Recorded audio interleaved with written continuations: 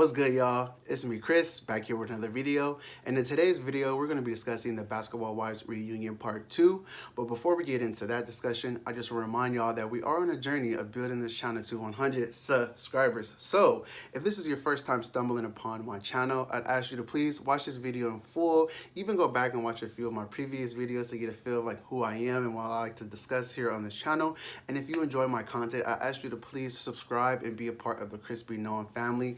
I just want to give a shout out to y'all who are already subscribed to the channel and constantly watch my videos weekly. Thank y'all so much. We are currently at 85 subscribers, just 15 away from our goal. This is so crazy, y'all. It's really cool to just be consistent and have my hard work paying off by the channel growing. There's some days where it just feels like I'm talking to a camera by myself, and I guess in theory I am, because there's literally no one right here. Like, I don't get a chance to engage with y'all until after I post the video, but it's really cool for the channel to be growing, and thank y'all so much for being a part of this journey. And let's get into this video.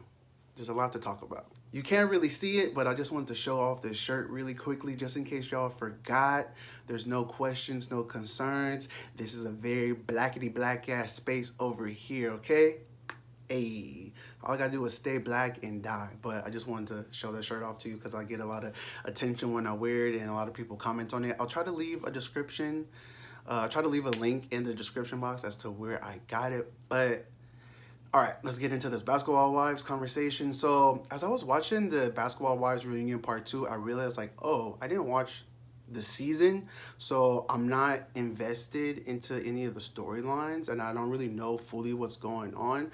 So a lot of the things I'm going to comment on is not really necessarily what happened during the season, but more so about what transpired during the reunion. The first thing I want to talk about is that this show is heavily edited. Now, yes, all reality TV show is pretty edited, but like with this reunion specifically, it just feels like there was such a heavy hand in like pulling pieces and crafting like this narrative, like from the audience reactions to the cast members reactions to a lot of people's like one-liners. Like, it didn't fit. Like, it looked like it was in like a lot of stuff was like inserted here to have us as an audience, the viewers at home, have a certain type of reaction. And like, to me, when I see that type of editing when it comes to reality TV, it's like, oh, you're not confident in what you have to present, so you have to like kind of like, you have to create, like I said, create your own narrative to get people to react how you'd like them to. And to me, it's just like, you're not confident in what you have when you have to do that much heavy editing in the show. So that was like something that I had that was like paused for me initially when I was watching the episode.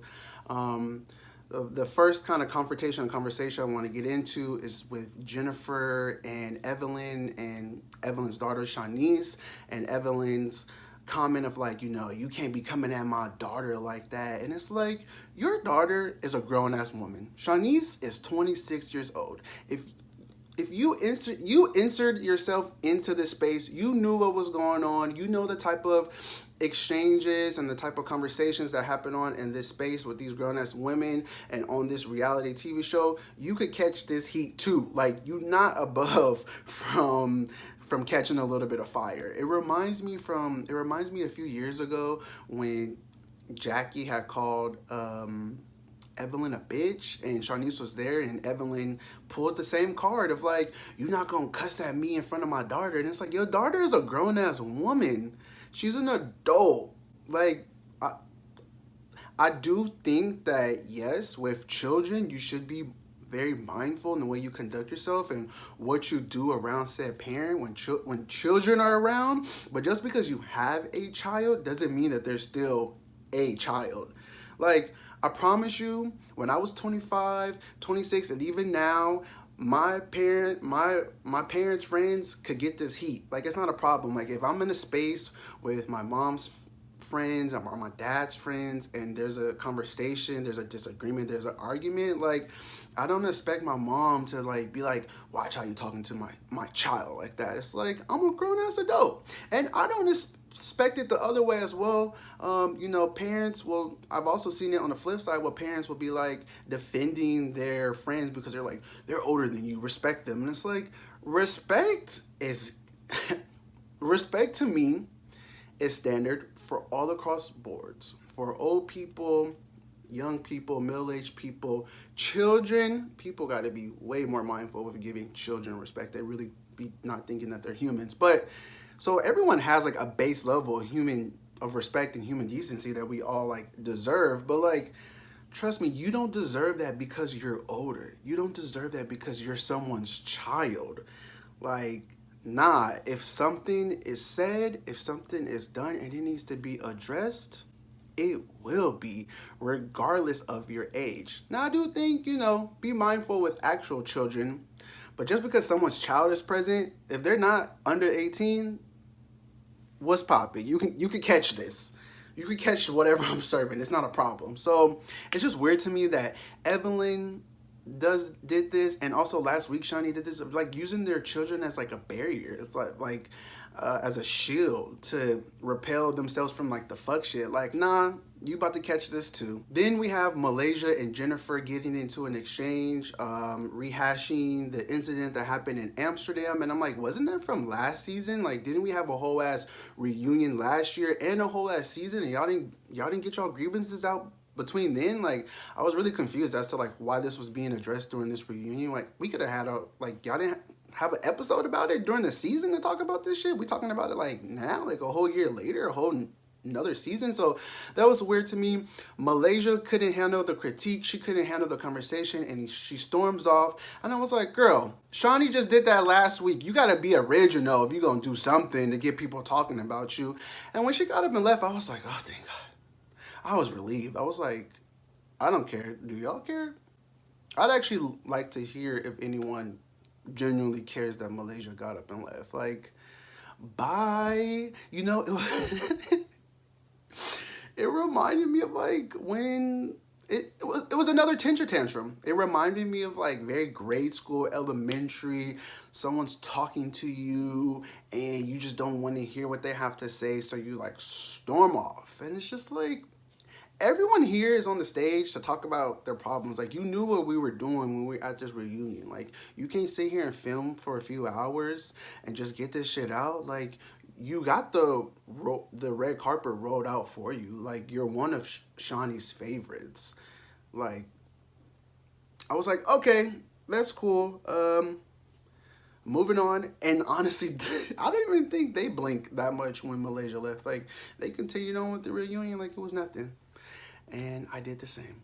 And then we get back to the exchange with Evelyn and OG is talking about receipts, and she pulls out this gun and it's just shooting paper, and I'm just like, y'all hella corny. Like, y'all really that bored, huh? Like, y'all at this point are just trying to pull tricks out of your bag and just pulling out lint. Like, just bored to death. I also want to say that OG in this reunion was not it. She was saying a few problematic things and a few questionable things. That doesn't absolve the conversation of colorism, because I think that's what most people were talking about, not necessarily OG as an overall person, but just the dynamic and how she's treated. And so OG was saying a few things, like she was telling Evelyn, oh, you're not Afro-Latinx because you don't even speak Spanish. And it's like, girl, that's not the critique we talking about. Like, that's not how it works. Like, you can be Afro-Latinx and not speak Spanish. Like, you would think OG would have a better understanding of this. But she was talking out her ass. There's a bunch of non-Black Latinx people in California and globally who do not speak Spanish, but it doesn't make them any more Latinx. It doesn't make them like any less attached to the Latinx culture, because to be Latinx isn't just to only speak Spanish. OG was also slut shaming Evelyn. She was saying, you're an infamous slut in this industry, and all you do is lay on your back and on your knees to make money. And it's like, however you make your money, make your money. Sex working is a job. However you make your money, you should not have to be shamed, as long as there's some type of like integrity and no one's getting duped and everything's being straightforward. Like, however you make your money, especially in this capitalistic society, make your money. Ain't nothing wrong if you're on your back for a little change, okay? shit is expensive out here. So I didn't really appreciate OG doing that. So then Evelyn moves on with the conversation. It's like, well, I did my ancestry research and I'm 25% African. And I always am like, how does that make you black? Like, please, somebody explain to me, how does 25% African make you black? Like, show me a black parent. Show me a black parent. I want to see it. And I know that this is very kind of controversial if, like, you know, policing someone's blackness, but as my Told Kenya said on her YouTube channel videos, she always puts it into good perspective to me. And she said, you know, I'm not trying to take away anyone's blackness, but I'm trying to just say, you know, be as black as you are. And people will say like, well, she looks like a black woman to me. She looks like a light-skinned black woman. People have said this also about Cardi B. It's like, oh, she got the nose, she got the lips. And it's like, okay, you guys sound just as insulting as like when Latinx people be like, oh, well, yeah, we live in the same neighborhood, so like I'm black. And it's like, that stuff don't make you black. Like having Afrocentric features, because Jennifer and Kristen have Eurocentric features and they're still hella black. And those ideas are kind of like just essentially to kind of help ideologies, like, because technically not all black people have Afrocentric features and not all white people have like Eurocentric features. So that ideology for me just doesn't stand up. Like, and I know it's controversial. I know a lot of people have a lot of conversation around it, but to me, you know, there are plenty of Black Americans who are descendants of chattel slavery who have, I believe, on average 15 to 25% European ancestry, but that don't make any of us any more white. I can't claim that shit. White people would look at me as a goddamn fool if I told them, yeah, like 15% white. What you talking about? I can't be a part of your shit? Hell no, nah, you can't be a part of my shit. That shit's so clear. So to me, it's like, you're not really black. My favorite example to use is T and Tamara. They're both half black, half white. And they both have partners and children. One has children with a white partner, one has children with a black partner. Now, Tia's children, I believe, are 75% black, 25% white, and you can see it. They're predominantly black. That's their identity. You see Tamara's children, they are 75% white because of the white father and 25% black. And when you look at her children, they look like white ass kids. They are going to have a very white ass experience, but they still got black in them. They still have 25% black. That's a part of their genetic makeup. That's part of their DNA, is blackness. But you don't get to claim blackness when you only got 25%. For me personally, nah.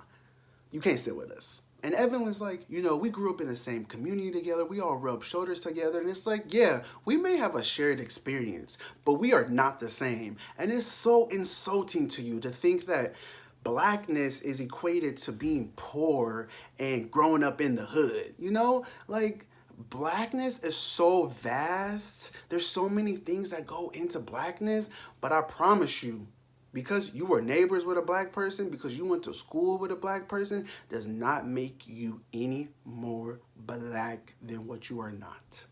Okay? We're gonna have to start gatekeeping this shit, okay? Like, really start taking pride in our blackness. Like, we don't have to follow the one drop rule anymore. We don't have to follow the brown paper bag test anymore, okay? Like, none of that shit.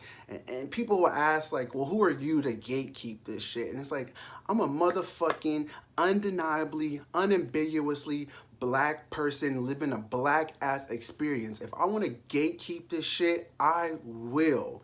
Because you know what happens is when we say you could come in, then the people who look like me, the people who look undeniably black, and I'm not just saying dark skin, because there are light skinned people who look undeniably black who are living a black ass experience, but they come into our space and they take up so much of it that we get nothing left from it. I mean, you see that time and time again with musicians and entertainments. Like, this is just a bunch of light-skinned people, racially ambiguously people taking up black space.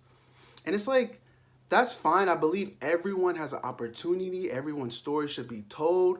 But let your shit be something else. You can't come over intruding into this black ass space, taking up my time, pushing me to the bottom so you can stand on my shoulders for what? For me to get what? Shit? Nah.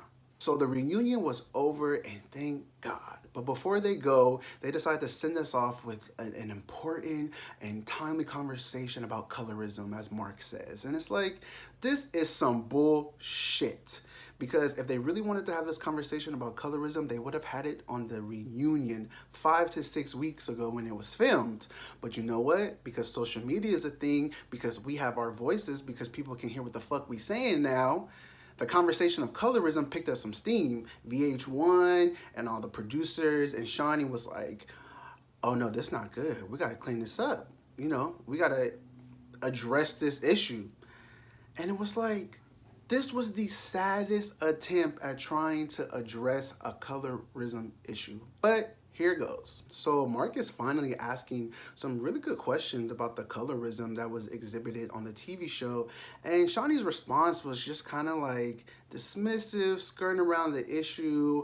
And I just feel like I wish Mark would have really like pushed her a bit, like really asked her to expand on her thoughts, like really hold her foot to the fire with the accusations of colorism on the TV show. And Shawnee's response was just, I'm sorry she felt that way. That is not an apology. That is not an apology. Saying I'm sorry you felt that way is not how you apologize. I'm going to link a video to my boy whose channel is TheOtherFWord. He has like a 4-minute video of how to properly say I'm sorry. It's like you have to apologize for what you did, for your actions, not for how you made the other person feel. That's not genuine. That's still just skirts around you taking any accountability for what you did. Shawnee did a horrible job of apologizing. She did not apologize and really validate OG feeling this way. Shawnee is just going to keep running with this narrative of like, it's OG's personality. It has nothing to do with colorism. Like, it's just a matter of, you know, OG just doesn't fit really well into this group. And like I said in my last video, I do think that they don't like OG's personality and the way she conducts herself, but I think the way that Shawnee and everyone else has responded to OG has been very colorist. So I do want to say that maybe there is part of what Shawnee is saying is true, but like the way y'all treat her, it's colorism 101, period. The way y'all respond to her is very much as a colorist. So you want to say that it's just her personality? It ain't just her personality. If anything, it's your personality. So then Mark asks Shawnee about the Instagram story stuff that Evelyn had posted about OG being a monkey and stuff like that. And Shawnee's response was like, yeah, I reached out to her and like, I was like, girl, what's going on with this? And Evelyn was like, yeah, that's not what I was talking about. I wasn't talking about OG. So yeah, it's like, Shawnee, so you know, you understand the colorism, because in the reunion, you were just acting like it doesn't exist. And on your Instagram, you've told us we're looking into it too deep. But you hit up Evelyn right away once you saw this post and wanted to know like what's good. So you understand what the fuck is going on. And honestly, I do not believe that in 2019, that in America, you don't understand, you do not know the association and the insults that it is to pair up black people with monkeys and black people with any type of primate animal. Like, I don't want to hear that shit. I don't want to hear that you don't know, that you didn't realize that what you did. Like, I don't want to hear that shit. And I honestly don't believe Shawnee. I don't believe Shawnee or Evelyn. They're just trying to save face. Even if Evelyn said that she was like, yep, I was trying to say some colorist ass shit. Yep, fuck that bitch. She does look like a monkey. Do you think Shawnee would really get on national television and tell us the truth? Do you really think that with all this narrative that they've been trying to go with and painting OG as this aggressive ass person? No. Shawnee's fucking favorites with Evelyn. She's going to protect her at all costs as she's been doing. So I don't expect anything anything differently from Shawnee, and I do not believe her response, period. This whole colorism conversation that they had towards the end of the show was just like a joke. Like, why wasn't OG there? Why wasn't Evelyn there to apologize? Why wasn't someone who's more well-versed in the conversation and topics of colorism there as an expert? Like, you know why? Because Shawnee doesn't care. She said, we're going to do this 3 to 5 minute quick ass shit, tag it on the end, and here y'all go. Hey, shut the fuck up now. And then they had the audacity to end the segment with, if you have more questions about colorism, please visit colorism.vh1.com. What the fuck is this? Y'all really think we stupid? Shawnee thinks we're stupid. That shit pisses me off to y'all insult our intelligence so much and then give us this. It's like, at least the Love and Hip Hop crew took homophobia a bit more serious. I don't know if y'all follow Love and Hip Hop, but a few years back when they had Miles and I believe his name is Milan, they had them on the Love and Hip Hop Hollywood franchise, and the whole season had played out. They did the reunion, and after the reunion, they did a 1-hour special talking about homophobia in the hip hop community. And they had Miles and Milan on with a bunch of other cast members from Love and Hip Hop. They had a bunch of like queer artists. It was a great conversation. It was like, okay, y'all taking this serious. Like, y'all want to really discuss this. It was an hour long. Like, we really about to, have this conversation. Why couldn't that be done here? You know why? Because Shawnee doesn't care. And it's like Shawnee should care a little bit more because at the end of the day, we pay her. Yeah, VH1 signs the checks and her production company, but like we pay her. She needs us. We are the employer. You can't have a show going on without the views. So Shawnee needs to be way more mindful of how she wants her audience to engage in this shit, because her telling us that you guys look into it and we care too much. How do you not want us to care? How do you not want us to be engaged with your TV show? So she needs to be more mindful with that. I know a lot of people have said that they would like for the show to get canceled. I mean, I'm not gonna watch either way. And, sure, let it get canceled. Let's make more room for lovely TV shows like The Real Housewives of Atlanta and The Real Housewives of Potomac. Like, let's sure, we can make more room for that as far as I'm concerned. A lot of people already said they're not going to be watching it. This is their last season.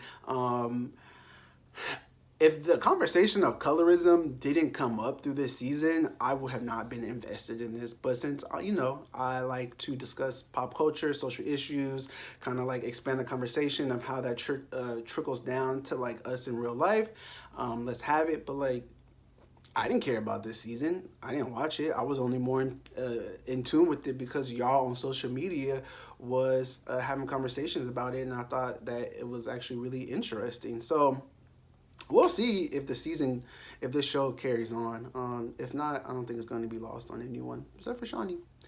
All right, so that's all the thoughts that I have on this video. Have you guys watched the reunion? What do you think of OG and Shawnee and all the colorism conversation?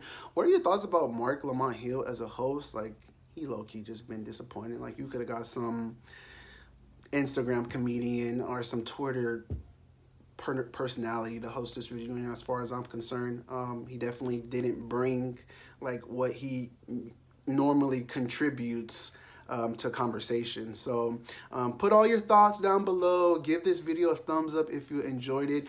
Make sure to follow me on Twitter and Instagram. Sometimes I say some funny shit from time to time, but that's it. That's all I have, and I will see you guys in the next video. Bye.